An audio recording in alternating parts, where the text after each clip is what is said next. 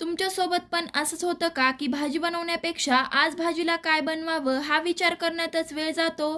तर मग हा पदार्थ तुमच्यासाठी. त्यासाठी मी इथं काय केलंय, अर्धा वाटी तुरीची डाळ घेतली आहे. घेतलेली तुरीची डाळ कुकरमध्ये घालून स्वच्छ अशी धुवून 1 ग्लास पाणी घालून कुकरचं झाकण लावून मऊसूत अशी शिजवून घेतली आहे. डाळ शिजल्यावरती ह्यामध्ये 1 ग्लास पाणी घालून मिक्स करून बाजूला ठेवून देऊ. फोडणीसाठी कढईमध्ये 1 पळी तेल गरम केले, 1 चमचा मोहरी, भरपूर सारा बारीक चिरलेला लसूण लालसर होईपर्यंत तळून घेऊ. 1 चमचा जिरे, अर्धा चमचा लाल तिखट, 1 चमचा कांदा लसूण मसाला, 2 चमचे कसुरी मेथी आणि जी आपण शिजवून घेतलेली डाळ होती ना ती घालू. 1 ग्लास पाणी, पाव चमचा हळद, अर्धा चमचा काळा मसाला, चवीनुसार मीठ घालून मिक्स करून 5 मिनिटांसाठी डाळ उकळवून घ्यायची आहे.